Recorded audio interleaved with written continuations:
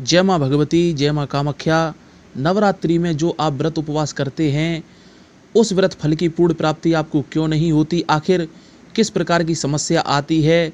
अरे भाई, जो लोग ये कहते हैं कि मैं हर नवरात्रि में 9 दिन तक या फिर प्रतिपदा और अष्टमी तिथि को व्रत करता हूँ या करती हूँ और कई वर्षों से निरंतर कर रहा हूँ, तो फिर हमें उसका फल क्यों नहीं मिल पा रहा? और कभी-कभी ये उपवास भी टूट जाता है, मन नहीं लगता और किसी भी प्रकार यदि हम उपवास कर लें तो उसका हमें फल ही नहीं मिलता। आखिर ऐसा क्यों होता है? ध्यान से सुनिए, आज हम आपको सब कुछ बताएंगे। नवरात्रि में जो व्रत उपवास आपका टूटता है, क्योंकि आप अपने आचरण को शुद्ध नहीं रख पाते, काम, क्रोध, लोभ, मत्सर, द्वेष में लगे रहते हैं और अपने मुख से अनर्गल प्रलाप भी करते हैं। अनर्गल प्रलाप का मतलब है गलत और कटु वाक्य किसी घर के सदस्य या बाहर वाले से आप बोल देते हैं।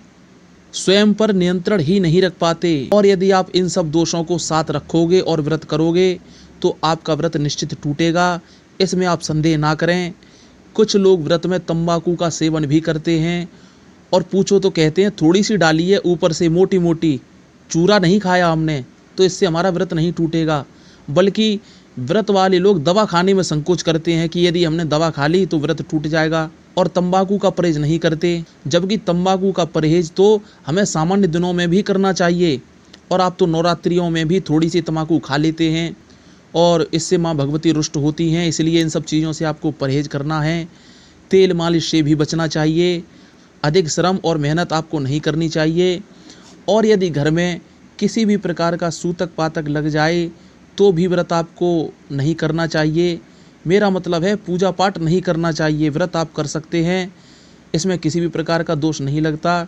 अक्सर देखने में आया है कि किसी के घर में यदि सूतक पातक हो जाता है तो केवल उसी दिन के लिए माँ भगवती की पूजा आराधना रोक दी जाती है जिस दिन सूतक होता है, और दूसरे दिन पूजा पाठ पुनः आरंभ कर देते हैं घर वाले।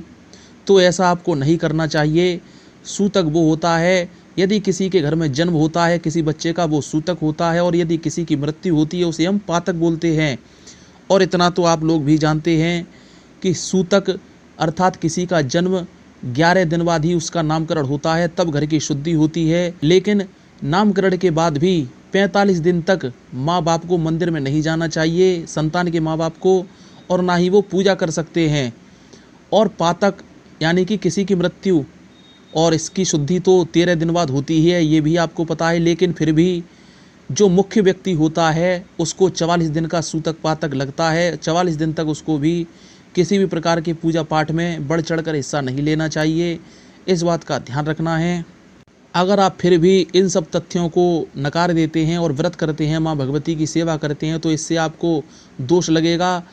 ठीक विपरीत, सुख की बजाय कष्टों की प्राप्ति आपको होगी, इसमें बिल्कुल भी संदेह नहीं है किसी भी प्रकार का। कभी कभी तो ये भी देखने में आया है, किसी भी घर में सूतक पातक हो जाता है तो वो अपने घर की छोटी बच्ची जो अविवाहित होती है, जिसका विवाह नहीं हुआ होता है, वो उससे कहते हैं कि चौकी पर तू धूप दीप जला दे, माँ भगवती को प्रसाद रख दे। वो उसमें भी ऐसी परिस्थितियों में भी उस कन्या से माँ भगवती की सेवा करवा देते हैं। और कोई पूछे उन्हें या रोके तो कहते हैं ये तो अविवाहित है, ये तो पराया धन है, कल इसकी शादी हो जाएगी, अपने घर चली जाएगी। अरे भाई, शादी तो तब होगी जब उसका कन्यादान होगा, कन्यादान के बाद ही तो वो पराए घर की होगी, अभी तो वो आपकी ही पुत्री है। जब तक कन्यादान नहीं होता तब तक उस पुत्री पर उसके माँ बाप का पूर्ण अधिकार होता है, और कन्यादान के बाद उसके ससुराल वालों का भी पूर्ण अधिकार उस पर हो जाता है। माँ बाप का तो होता ही है, लेकिन ससुराल वालों का भी पूर्ण रूप से अधिकार हो जाता है। इसीलिए अगर आपके घर में कोई सूतक पातक लगता है तो अविवाहित कन्या से किसी भी प्रकार का पूजा पाठ आप ना करवाएं, इससे आपको दोष के सिवाय कुछ नहीं मिलेगा। फिर आप कहेंगे कि हमारे इतने व्रत हो गए, 11 बार नवरात्रि हम कर चुके हैं, कष्टों की प्राप्ति लगातार हो रही है, माँ भगवती सुनवाई नहीं करती, और आप ईश्वर को दोष देते हैं। मैं आपको बता दूं, शास्त्रों में ऐसे ही नहीं लिख दिया गया है कि ईश्वर दीनबंधु भक्तवत्सल और करुणा की सागर हैं। माँ भगवती करुणा की सागर हैं, उनकी जितनी दया कोई नहीं दिखा सकता इस संसार में। तो वो आपको कष्ट क्यों देंगी? कष्ट वो तब देंगी जब हम उनको आमंत्रित करते हैं कि आओ, आकर के हमारे घर के द्वार पे बैठो, हमारे घर में आओ, आओ और हमारे साथ हमारी उंगली पकड़ के चलो। कष्टों को हम आमंत्रित करते हैं, तब वो हमारे साथ ऐसा करते हैं। एक बात याद रखना, जब तक हम किसी को निमंत्रण ना दें, चाहे वो कोई भी हो, परेशानी हो, कोई व्यक्ति हो या कोई जीव जंतु हो, प्रत्यक्ष हो या अप्रत्यक्ष हो, वो हमारे साथ नहीं आ सकता। हमारे साथ आने की बात तो बहुत दूर, वो हमारे घर के चौखट लाकर हमारे घर में नहीं आ सकता। इसीलिए इन सब कार्यों को करके किसी भी मुसीबत को आमंत्रित निमंत्रण ना करें और नवरात्रि में किसी ऐसे व्यक्ति को घर में ना आने दें जिसके घर में कोई भी सूतक पातक चल रहा है। नवरात्रि में लोग एक गलती और करते हैं, कुछ घरों में एक कन्या रोजाना जमाई जाती है माँ भगवती के नाम से, और कुछ लोग नौमी तिथि के दिन 9 कन्याओं का पूजन करते हैं।